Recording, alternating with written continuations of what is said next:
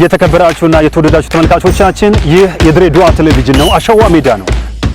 ይድነቃቸው ዘውገ ቦቸራ በዳኝነት ህይወቱ ሌሎች ይከብዳቸዋል የተባሉ ጨዋታዎችን መርጧል።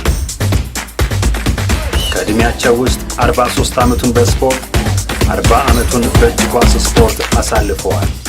እንዴት ተሸነፍን? እንዴት ጎል ገባብን? ነገ የተሻለ ቦታ ለመድረስ የትኛውም አይነት ስፖርትን ስትሰራው ቻሌንጆችን መቋቋም ከህዝቡ ጋር እንድንተዋወቅ ያደረክበት መንገድ አሪፍ ነበረ ብዬ አስባለሁ። ለድሬዳዋ ቴሌቪዥን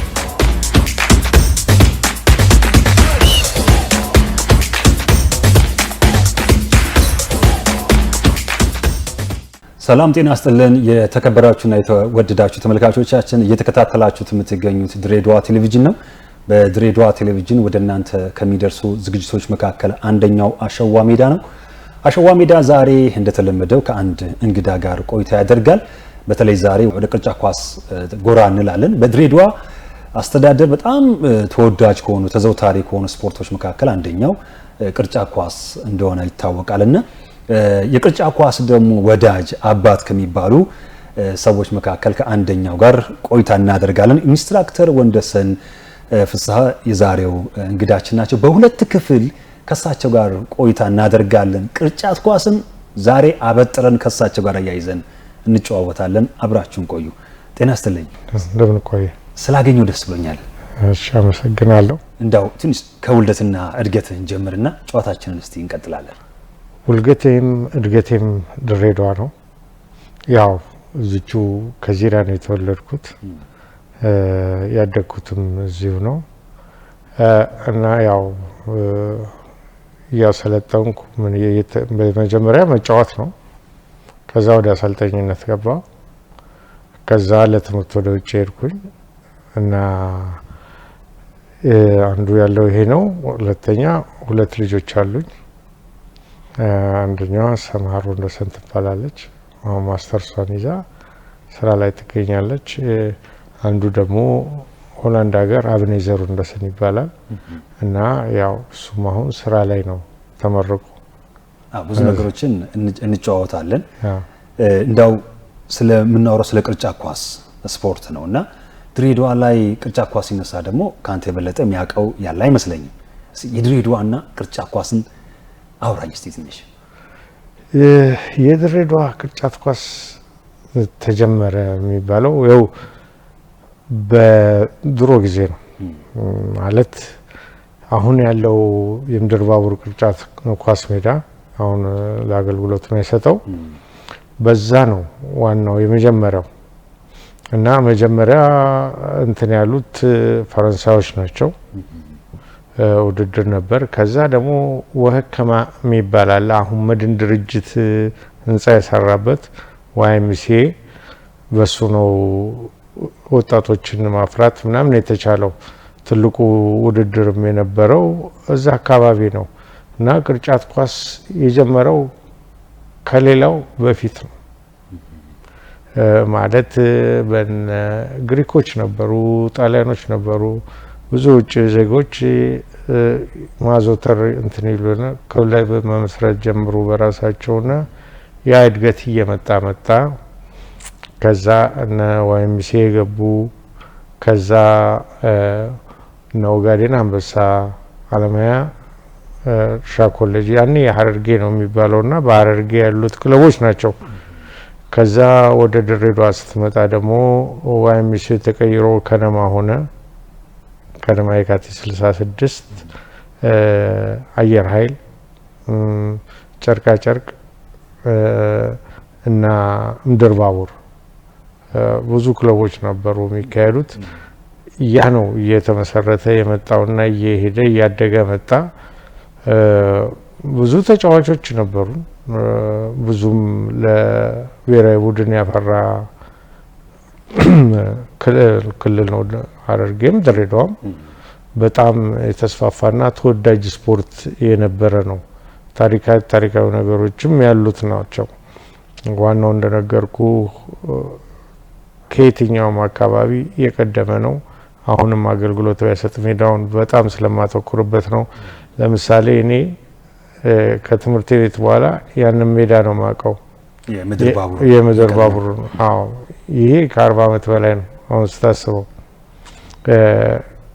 እዛ ክለብ መያዝ ሲጀመር ክለብ ተያዝኩበት፣ አደግኩበት።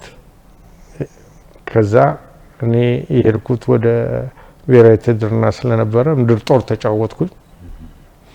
ምድር ጦር ተጫውቼ ተመልሼ ስመለስ ምድር ባቡርን ማሰልጠን ጀመርኩ። ምን አመት ከዛ ኮተኒም ገባው መጫወት። ከዛ በፊት ወንድዬ በድሬዳዋ እንደዚህ ከተጀመረ ቅርጫት ኳሱ በምን ነበር የሚወዳደሩት? እንዴት ነበር በዛ ወቅት ላይ? ፌዴሬሽን ነበረ። የቅርጫት ኳስ ፌዴሬሽን ትልቅና እንትን ያሉት ነው። ብዙ አሰልጣኞች ያሉት ነው። እንዳሁን የአሰልጣኝ ድርቀት ሳይኖር ብዙ አሰልጣኞች፣ ክለቦች 3 አይነት ውድድር ያደርጋሉ። ዙር አለ፣ ጥሎ ማለፍ አለ፣ የክረምት ሻምፒዮን አለ። ውድድሩ ብዛቱ ራሱ እንትን ነው።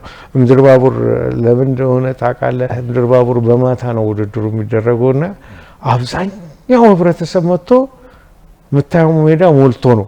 እንዲያውም አንድ የዞን ውድድር ላይ ከፍሎ መግባት ተጀምሮ ነበር እንደ እግር ኳስ እና ትልቅ ደረጃ መሆኑን የምታውቀው መድረሱን የምታውቀው በሐረርጌ ውስጥ እና በድሬዳዋ ውስጥ ያንን ነው እና ከፍተኛ ውድድር ነበር።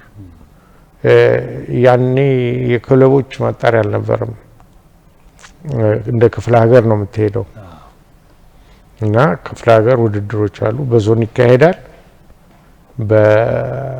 በኢትዮጵያ ሀገር አቀፍ ይካሄዳል። በእነዚህ ውድድሮች እንሳተፍ ነበር። ያ ትልቅ እንትን ነበር። ወጣቶችንም ሁሉንም ለማጋበዝ ከፍተኛ ጥረት የነበረበት ጊዜ ነበር። እንደው በዛ ጊዜ የነበሩ እኮ እነ ጨርቃጨርቅ ብሔራዊ ቡድኑን ያስመርጡ ነበር። አዎ አሁን ከምድር ባቡር አስፋው ገረመው እግር ኳስም ይጫወታል፣ ባስኬትም።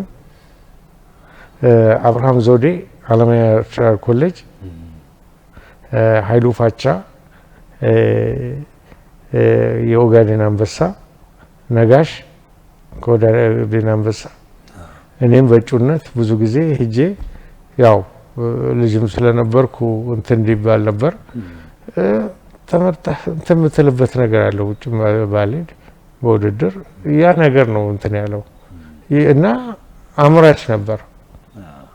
አሁንም ማምረቱን ቀጥሏል፣ ግን በአንዳንድ ነገሮች እክሎች እንትን የሚለው። ስለዚህ ድሬዳዋ በቅርጫት ኳሱ በጣም ዝነኛ ናት የሚለው ነገር ያስማማናል ማለት ነው። በጣም ካዲያ ይሄ ብዙ ያወራንለት ቅርጫት ኳስ እና አንተ ወንድዬ እንዴት ተገናኛችሁ? በጣም ጥሩ ጥያቄ ነው። የተገናኘው ትምህርት ቤት ላይ ነው። ብስራተ ትምህርት ቤት በጣም አለ ከሚባልና ባስኬትቦል 3 ሜዳ የነበረው የባስኬትቦል ሜዳ የነበረው ትምህርት ቤት ነበርና በየደረጃ ነው እንትን የምትለው። እኛ በዛን ሰዓት እንሰለጥን ነበረ። ብራዘር ቪንሰንት ይባላል፣ እሱ ያሰለጥነናል። 6ኛ 7ኛ እና 8ኛ ውድድር አላቸው። 5 4 3 ለብቻ አላቸው። ትምህርት ቤት ውስጥ በዛ ክፍል ውድድር ውስጥ ነው እኔም እየጎላው እየታየው ስልጠናዬንም በደንብ እያካሄድኩ እንትን የተባለው። በዛን ጊዜ ለክፍለ ሀገር ተመርጬ ነበር። አይሆንም ብሎ ነው። እንደ እድሜ ትንሽ ነው፣ ትምህርት ቤት ይማራል። እንደዛ አይነት ነገር ነው። በዛን ጊዜ የማስታውሰው የትምህርት ቤቶች ውድድር ድሬዳዋ ውስጥ ተካሄደ እና መላው የትምህርት ቤቶች ውድድር እና ትልልቆችም ሃይስኩል ምናምን ነው ተወዳደሩት። የአዲስ አበባ ቲም ሻምፒዮና ሆነ። የአዲስ አበባ ቲም ሻምፒዮና ሆኖ እዚህ ያለ ብራዘር ቪንሰንት አይቶ ከኛ ጋር ግጠሙ አላቸው። ሁሉንም አሸንፏል። አሸንፏል። ከዛ በፊት እኛ አሸነፍናቸው። ማንም ያልቻለው ሞዴል። እናንተ ግን ውድድር ውስጥ አልነበራችሁም? አልነበር። እኔ ለው ተማሪዎች ነን፣ የለንበትም። ሃይስኩል አይደለን፣ አልተመረጠም። ስለዚህ ከኛ የሚበላልጡ ነበሩ። ከነማ ሲጀመር ከዋይሚሴ የመጡ ወጣቶች ስለነበሩ እነሱ ሁለተኛ ወጡ። እኛ ግን አሸነፍናቸው። እንዲያውም ለገብተው ሁለተኛ ገጠሙን አሉ። ሁለተኛም ሲገጥሙ አሸነፍናቸው ድጋሚ። አዎ አዲስ የሆነ ስልት አምጥቶ ነበር ብራዘር ቪንሰንት።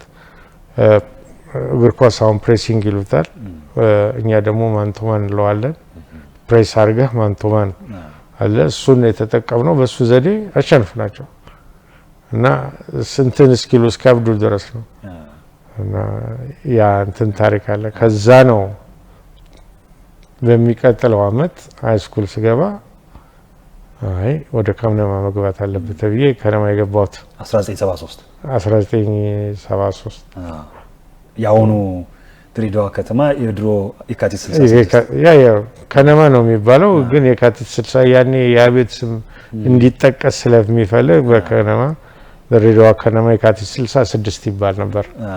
እነማን ነበረ እስቲ ያጫውተኝ። ምክንያቱም ድሬዳዋ ከተማ አሁን በቅርቡ ቡድኑን ያዘና እንደገና የመፍረስ አደጋ አጋጥሞት ነበርና የድሬዳዋ ከተማ ወይም የካቲት 66 ምን ይመስል ነበር እዛ ወቅት?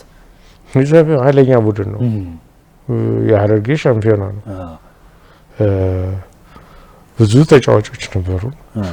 ጌታቸው ታፈሰ ወጃ፣ አሰግድ ሲናኑ ይባላል፣ ማቴዎስ አንተነህ አለ፣ ሚርኳስ ተማሪው ይጫወት ነበረ። እነዛ እንትን ነበር። ብዙ ሌላው እንደ ሰንጥበቡ የሚባል ልጅ ነበረ። በጣም እንትን ነው። እንዲያውም ጥሩ ጥሩ ታሪኮች አሉ። በአንድ ወቅት ወንዴ በኢትዮጵያ በ1971 አካባቢ ላይ ቡድኖች ይፍረሱ ተባልና ኢሰማኮ ውስጥ እንዲካተቱ ተደረገ። እንደውም አንዳንድ ስፖርት አዋቂዎች ምን ይላሉ? በኢትዮጵያ ስፖርት ታሪክ መጥፎ ጊዜ ያ ነው ይባላል። ለምሳሌ ድሬዳዋ ጨርቃጨርቅ፣ ምድር ባቡር በእግር ኳሱ ፈረሱና እርስ በርሳቸው ተደበላልቀው ምናምን የተፈወዙበት የሆነ አስቸጋሪ ጊዜ ነበር። ኢሰማኮ የገባ ጊዜ ያን ወቅት ታስታውሰዋል? 71 አካባቢ እንደምትለው ነው። የትምህርት ቤት ላይ ነኝ ብዙ ትግረቴ እና ውድድር እንደነበረ ነው ማቀው። ውድድሮቹ ይካሄዳሉ። ማይሰማ ነበር መሰለኝ እኮ ወደዛ እንዲገቡ ተደረገ። እንደዛ ምድር ባቡርና ጨርቃ ጨርቅ ተበታት ነው እንትን ነበረ። ቢሆንም ውድድሩ ነበር። ውድድሩ ተካሂዷል እና ያለው ነገር ግን አዋጭ ነበር። አዋጭ ስላልነበረ ነው 72 ወዲያው መዋቅሩ ፈርሶ ወደ የተመለሰው። ኮተንም ባቡርም ሲሚንቶ አልያዘም እንጂ እንትን ነው። እነዛ ክለቦች እንደገና ተንሰራሩ እና ጥሩ ሁኔታ መጣ። ለውድድር መብዛት ነው አንደኛው፣ የክለብ መብዛት ነው። ሁለተኛ የነበረው መዋቅር የስፖርት መዋቅርም የሚያስገድደው ነገር ነበር። አንድ ድርጅት ወይ የስፖርት ሊወዳደር የፈለገ በ5 አይነት ስፖርቶች መወዳደር አለበት። ያ በጣም ጠቅሟል። አሁን በ5 አይነት ዘርፍ ተብሎ እንደምታየው 5 አይነት ዘርፍ ሲባል የሚገርም አይነት ነው። ምንድነው? እግር ኳስ ነው። እግር ኳስን ብቻ የተመለከተ ነው። እግር ኳስ ወንድ፣ እግር ኳስ ሴት፣ እግር ኳስ ታዳጊ ምናምን ተብሎ 3ቱን ሸፍኖ ሌላውን እንዳይሸፍን ይደረጋል። ያ በሁለተኛ ደረጃ የሚያዙትና በአንደኛ ደረጃ የሚያዙትን የተለያየ አይደለም። ለምሳሌ እነ ብስክሌት በአንደኛ ደረጃ አንዳንዴ ሊፈርስ የሚደርስበት ጊዜ አለ። በኡታ በጮታ ነው እንደገና ብስክሌት የከነማ ማማውን የተመለሰ እንዳይፈርስ የተደረገው። የባስኬቱም እንደዛው አይነት እንትን አለው እና ያ መዋቅር ጠቅሞታል ለስፖርቱ። እንዲያውም ያኔ አንድ ስፖርተኛ 2 አይነት ስፖርት መጫወት ይችል ነበር። ያኔ አንድ ቦልም መረብ ኳስም እችላለሁ፣ ግን እንትን አይደለም አልተጫወትኩም። ያ ነገር ጠቅሞታል። ለምን ስፖርቱ እንዲስፋፋ አድርጎታል፣ እንዳይቀጭጭ አድርጎታል። እድገቱም ምናምኑ ማዘ ፕሮፌሽናል ስላልሆነ ነው እንጂ ባለው ነገር ትልቅ ነበር ለህብረተሰቡ ለማንኛውም ነገር ጥቅም። ማታ የሚያሳልፍበት ቦታ ነው እኮ የነበረው ለመምረጥ ያህል ውድድር ያህል ጓጉቶ እና ትልቅ ነገር ነበር የዛን ጊዜ። በተወዳዳሪነት 1976 አድርጌ ተሳተፍክ፣ ኮከብ ተባልክ። 1974 ነው መመረጥ የጀመርኩት። ኦኬ ኮከብ ተባልከው 76 ነው። ሁለት አይነት አለ። የመጀመሪያው የዞን ውድድር ነበረ። ሐዋሳ ላይ ነበር የተካሄደው። ባሌ፣ ሲዳሞ፣ ሐረርጌ 5 እና 6 አሸነፍን። እዛ ላይ የኮከብ ተጫዋች ሆንኩኝ እና ተስፋ የሚጣልበት ትልቁ ያ ነው። በ76 በተደረገው ግን ያኔ የኢሰፓ ምስረታ ነው ምስረታ ላይ ውድድሮች ነበረ። በዛ ላይ ኮከብ ግባግቢ ነበርኩኝ። ኦኬ ስለዚህ 75 እና 76 ተከታታይ ኮከብ ተጫዋችና ኮከብ ግባግቢ ነው። ግን ስሜቱ ምንድነው የሚመስለው? ምክንያቱም በተከታታይ 2 ሽልማት ማግኘት ያን ወጣትነት ነው። ደስ ይላል። እንትን ትላለህ። ደረጃ ከፍ ማለቱ በጣም ደስ ይላል እና ያ እንትኑ በጣም እንትን ነው የሚለው ግፊት ያደርባል።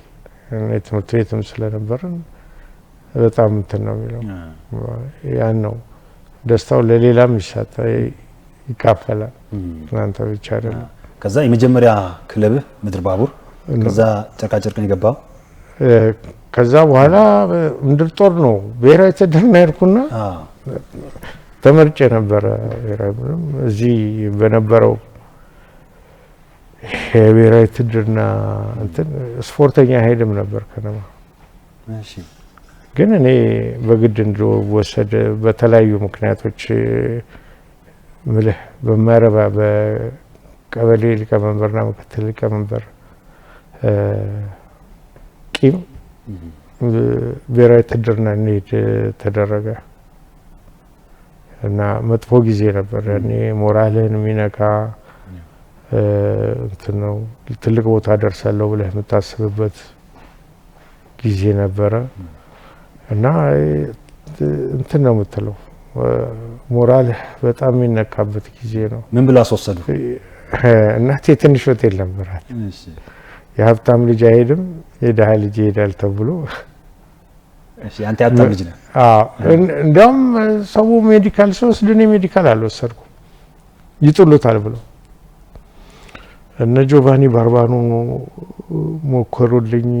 ያልሞከረልኝ ሰው የለም። በጣም ይገርመው የግል ቂም መሆኑን የምትረዳበት እናንተ የምትለው እኔ ሲያዝ የተያዝኩት ጎረቤቴ ቤቴ ምለው ቤት ውስጥ እንዲያውም አንድ ክፍል ያለ ተስፋዬ እንጀሮ አሁን በህይወት የለም፣ አባቴ ማለት እችላለሁ። እሱ እና ቁልቢ ሄዷል። እኔ ገብቼ ተኝቻለሁ። አንዲት ሴት ጠቁማን ነው ተብሎ መጡ። ተከበበ። እንደ ትልቅ ነገር ታጅቤ ሄድኩ። እንደ ታጅቤ እንደሄድኩ የገባሁት ስገባ ቀበሌ ስድብ ነው የተጀመረው። የት የምታመልጥ መሰለ ምናምን እንዴ እኔ ነው እናቴን ፍቱልኝ በቃ። እናቴ ታስራ ነበር። በእኔ ምክንያት አስረዋታል። አንተን ካላገኙ አይለቋትም። እናቴ ደግሞ አንድ ብቸኛ ልጇ ስለሆንኩኝ በቃ የምትለው እንግዲህ ታውቃለህ እናትን ግደሉኝ ልጄን ከምትወስዱ ምንድነው ከዚህ በላይ ህይወት አለኝ ወይ ህይወቴን እንዴት ትቀማላችሁ የሚል ነገር ነው እንትን ያለው። ከዛ የሆነው ቀጥታ ወደ ፖሊስ ጣቢያ ወሰዱንና እዛ አሰሩን። ከገብርኤል ሲመጣ እሱን ደግሞ ደብቀሃል ብለው አሰሩት። በጣም የሚገርም ነገር ነው። ያመልጣት ተብዬ ካቴና ታሰረብኝ። እኔ የምፈልገው ለብሔራዊ ውትድርና ካቴና መሰር ምን አመጣው?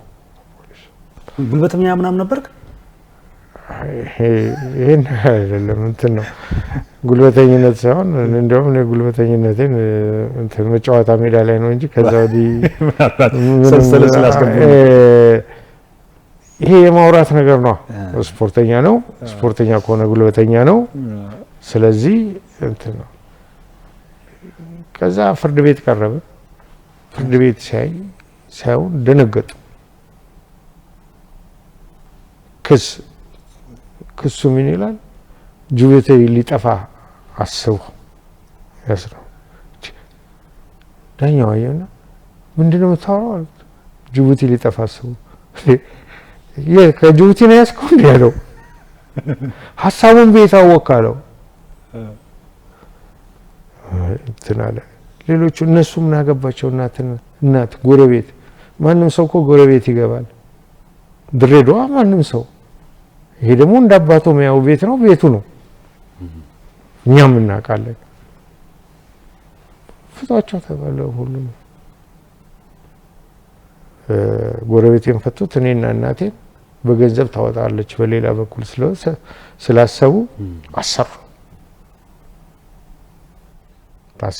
ማለት ዳኛው ያደረገው ነገር ይሄ ነገር ተጣርቶ አስቧል ምናምን የምትለውን ክስ ተውና እናትየውንም ክስ አስተካክለ እነሱ ሁለቱ ይፈቱ፣ እሱ ይቆይ።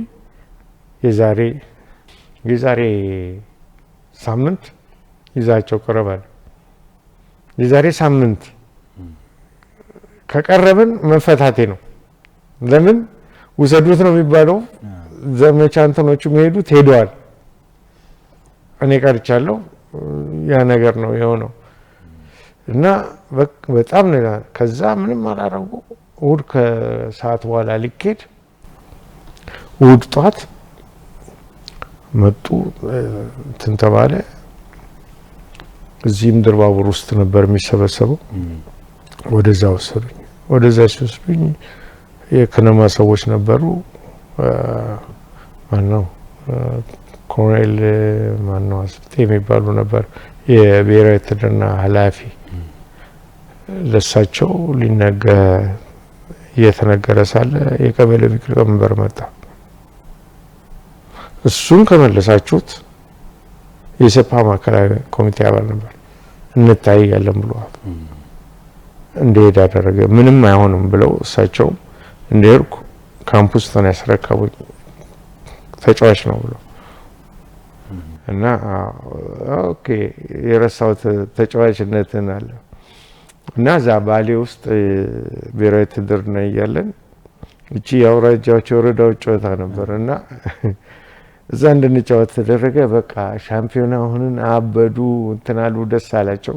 እኔ በአራተኛ ወሬ የባሌ ምርጦኝ ሄጄ አዲስ አበባ እዛው እንድቀር ተደረገ እና እንደዚህ አይነት ታሪኮች ናቸው ያሉ። ስለዚህ ብዙም በውትድርናው አላገለገልክም በስፖርቱ? በጣም እንትን የሚልህ ተስፋ የሚያስቆርጥ ነገር ነበር። እዛው እንትናችንን ጨርሰን እዛው ቁጭ ብለን ግዳጅን ጨርሰን እና በኪስ ገንዘብ የነበረው ደሞዝ ይሆንለት ተብሎ ደሞዝ አንድ አመት እንደተጫወትኩኝ ዳግም ዘማች ተባለ ሲባል ከ300 ምናምን ብር ደሞዝ ትልቁ የኔ ነበር። ኦኬ ማለት እግር ኳስም ያኔ እንደዛ አልነበረው። 20 ብር ተመለስኩኝ። የብሔራዊ ውትድርና የኪስ ገንዘብ አይ ሞራል የተነካ ተመልሼ የመጣሁት ወደ ድሬዳዋ ነው። ከዛ ነው አንድ አመቱን ማሰልጠን የጀመርኩት። ስለዚህ ጦር ቤት ስንት አመት ቆየ ማለት ነው? 3 አመት 4 አመት ማለት ነው በስፖርት ውስጥ ነው ያሳለፈው። ከዛ በኋላ ነው ጨርቃ ጨርቅ መጣውና ምድር ባቡር ማሰልጠን ያኔ ሰራነው ብልጠት ነበረ። ብልጠቱ አሁን ልናገረው ጊዜ ስላለፈ ያው እናቴም ብዙ ምናምን ሰዎች ስለምታውቅ እንትን ውርሶ እንድመደብ ተደረገ። ውርሶ ደግሞ የነበረው አዛዥ ጀነራል ለገሰ የዛ ባሌ በነበርኩ ጊዜ የነበረው አዛዥ ነው። ሂድ ቤት ቁጭ ብላለኝ በቃ እና ቤት ማሰልጠን የጀመርኩት የመጀመሪያ። ከዛ እያየን በቃ ወደ ጨርቃ ጨርቅ ገባው ማለት አልጠራህም ድጋሚ አይደለም ወደ ጦሩ አለው እንጂ እኮ በስምማ አለ በስም አልተመለስኩም በዛው ቀረ እስከ ዛሬው ድረስ አዎ እሺ ጨርቃ ጨርቅ ቤት ጨርቃ ጨርቅ ገባን ተጫወትን ጨርቃ ጨርቅ ደግሞ ያው 83 ድረስ 80 እስከ 83 ድረስ እዛ ከ80 እስከ 83 እንትን አለን ያው እንትን ሲል ደግሞ ነገሮች ተገለባበጡ የስፖርት ነገር እንትን አለ ማለት ጀመርን ከዛ ተመልሰን ድሬዳዋ ምርጥ ውስጥ ገባን ድሬዳዋ እንትን ያው በራሳችን የውስጥ ውድድር እናደርጋለን ተናለን ያው ድሬዳዋን ቡድን በማሰልጠን በመጫወትም ያስኩ ግን ወንድ የዛ ጊዜ ባቡርና ጨርቃ ጨርቅ ጦርነት ነው በእግር ኳሱ በዛም ቅርጫትም እንደዛ ነበራችሁ ባቡርና እንትን ትንሽ የተቀዛቀዘበት ጊዜ ነበር እኛ ጎልተን ያኔ አልፈረሰም ኦጋዴን ነበር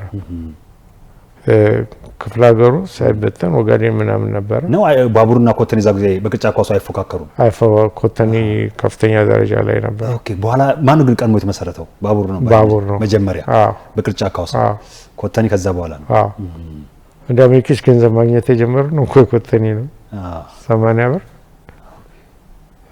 እሱ ነው እንትን ነው ያው ምግብ እንትን ይላሉ ትጥቀማለላ ያው አለማያም ነበረ ያኔ ቆንጆ ውድድር ነበር ሀረር ከነማ የረሳሁት ነገር ኦኬ ካራማራ ሀረር ከነማ ካራማራ ይባል ነበር እና እነዛ ነው ከዛ የክለቦች ሻምፒዮና በደንብ ተጀመረ አዲስ አበባ ሄደን መጫወት ጀመረ ጥሩ ውጤት ነበረ ብዙ ጊዜ ሶስተኛ ነው ከኛ የተደራጁ ስለነበሩ አዲስ አበባዎች ከየትም ቦታም ስለሚሰበስቡ ከፍተኛ ገንዘብም ስለሚከፍሉ እኛ ስለማንከፈልም የሚፈልስም ተጫዋች የለም እኛ ባለነው ነው እና እንደዛ አይነት ነገር ነበር እስከ 83 ከዛ ያው እንደነገርኩ ነው ድሬዳዋ ከተማ ማሰልጠን እንትን ያልኩበት ነው ስለዚህ በህይወት ፕሌይ ኤንድ ኮች ነው ማለት ተጫዋች ኮች ኤንድ ፕሌየር አይከብድም እንዴት ተወጣው አንተ ትወጣዋለህ እኔ አሁን ጓደኞቼ ናቸው ገፉኝ እና ያዘው ነብሩ ሰለሞን ጌታሁን ሳምሶን አሸናፊ ግፊት አንተ ማሰልጠኑ ጥሩ ተንስላለ የማሰልጠን እንትን ከፍተኛ ነው በዛ መሀልም ኮርስ ወስጄ ነበር እና ግፊቱን ላይ ሆነ እና እንደዛ ነው አይከብድም ብዙ ነበር እኮ ሞክሪ ያሸበርኩ አሰልጣኝም ተጫዋች ነበር አዎ እውነት ነው አይደል ብዙ አዎ ትማራለህ እኔ ድሮ ማረጋው ነገር እንትን ሲል ሰፈር ውስጥ የእግር ኳስ ቡድን ነበርና ስንጫወት መጀመሪያ ሄጄ ማየው ምድር ባቡር ነው እንዴት ያሰለጥናሉ ምንድነው የሚያደርጉት ምናምን እሱን ታስብና ተመጣና ሰፈር ውስጥ ታሳያቸዋለህ እንዲሰሩ ታረጋለህ ያቺ እዛች ጋር የነበረች ጭረት ነች ወደ ላይ የጎለበተች መታ ያደኩባት እንደዛ አይነት ነገር ነው እንትን ያለው ቁመት ግን ስንት ነው 1.84 ስለዚህ በቂ ነው ማለት ነው በቂ ነው እንትን አይደለም ከማንም በላይ ዘል ነበር ሪንጎቹን ይዛቸው ነበር በዛ ሰዓት ምናምን ከፍተኛ ትልቅ የተባለውን ተጫዋች ብሎክ አድርገው ነበር ይገርማቸው ነበር ቴክኒክ ላይ ነው ማለት ነው አው ኳስ አግደው ነበር እነ ኡመድ ምናምን የሚሏቸው ጋምቤላ ተጫዋቾችን በጣም ብሎክ በማድረግ ታወቅ ነበር ብሎክ ነው አንተ መታወቂያ አይ ምን ነበር ያተችሎታ ፕሌሜከር ነኝ ኦኬ የከ16 እያለሁ አልነበርኩም እና ፎርዋርድ ነበር የምጫወተው እና አንዳንዴም 45 እጫወታለሁ እንትን ላለው ያኔ ለብዙ ፎርሜሽን ይሄ ታክቲካል ፎርሜሽን ከብስራት ወዲህ ያለው ነገር እንትን ያለ አይደለም። መጫወት ብቻ ነበር የሚታየው። ዲፌንስ ላይ ነው ትንሽ የምትታየው እንጂ አታክ ላይ ብዙ እንትን የተሰወጣ እንትን ያለ ነው፣ የተጋመደ ነው። ራሱ እኮ ቅርጫት ኳስ ወንዴ እንትን አይደለ መልሶ ማጥቃት ይበዛዋል። ትከላከላለህ በፍጥነት። ባስኬትቦል በመሰረቱ ኳስ ስትይዝ አጥቂ ነህ፣ ኳስ ሲያዝብህ ተከላካይ ነህ። ሌሎችም ስፖርቶች ናቸው ግን አምስቱም ሰው አሁን እግር ኳስ ላይ ከሄድ ከአጥቂዎቹ የመከላከል ባህሪ የላቸውም። አሁን ፕሬሲንግ ላይ ትንሽ የመከላከል እንትን አይተን ነው እንጂ ከዛው የማገድ በፖዚሽን ይሄ ቦታ ስላለው ቦታው ላይ ሄደ ተከላካይ ነው የምትሆነው፣ ስትሄድ ደግሞ አጥቂ ነው የምትሆነው። ግን ኳስ አልሞከርክም? የድሬዳዋ ልጅ ሆነ ኳስ መቼም አለመሞከር በሰፈር ውስጥ መሞከር ያለ ወደ ከላይ አየህ የመራህ ነገር ነው። እኔ ልጅ ሆኜ የመራኝ ትምህርት ቤት የመራኝ ባስኬትቦል ነው። በእግር ኳሱ ወጡ አሉ እነ ካሱ ኪዳኔ፣ ዮሐንስ ቡጡ ከትምህርት ቤት ውስጥ ሀብታሙ የሚባሉ ለከነማ ምናምን ትልቅ ደረጃ የደረሱ ተጫዋቾች አሉ። አዚዞ ራሱ ድሮ የቆጠን ተጫዋች እንትን ነበር። ጀማል ሮገር ራሱ ትምህርት ቤት ውስጥ የብስክሌት ውድድር ነበር። እኛ ከኔም ብትልቅ እዛ ውስጥ ሻምፒዮን ትምህርት ቤቱ የስፖርት ማፍለቂያ ነበር። እውነት ነው ይባላል። ለድሬዳዋ ምግብ ነበር። ራሱ መፈክሩ ራሱ እኮ እንደዛ ነው። ትምህርት ቤቶች የተማሪዎች ስፖርት ማፍለቂያ ነው። ዋናው እንትኑ እሱ አይደለም፣ መገኛው እዛ ነው። ሪሶርስ እንቀጥላለን ወንድዬ። የመጀመሪያ ክፍላችን 30 ደቂቃ በዚህ ተጠናቋል። የተከበራችሁና የተወደዳችሁ ተመልካቾቻችን ከኢንስትራክተር ወንደሰን ፍስሐ ጋር የምናደርገው ቆይታ ግዴላችሁም 30 ደቂቃ ተጠናቋል። በዚሁ እናብቃ። ሳምንት ደግሞ በክፍል 2 የተቀረውን እንጨዋወታለን። ይህ አሸዋ ሜዳ ነው። የሳምንት ሰው ይበላል። የተከበራችሁና የተወደዳችሁ ተመልካቾቻችን ይህ የድሬዳዋ ቴሌቪዥን ነው። አሸዋ ሜዳ ነው።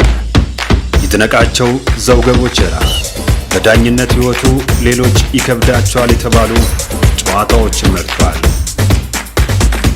ከእድሜያቸው ውስጥ 43 ዓመቱን በስፖርት 40 ዓመቱን በእጅ ኳስ ስፖርት አሳልፈዋል። እንዴት ተሸነፍን? እንዴት ጎል ገባብን?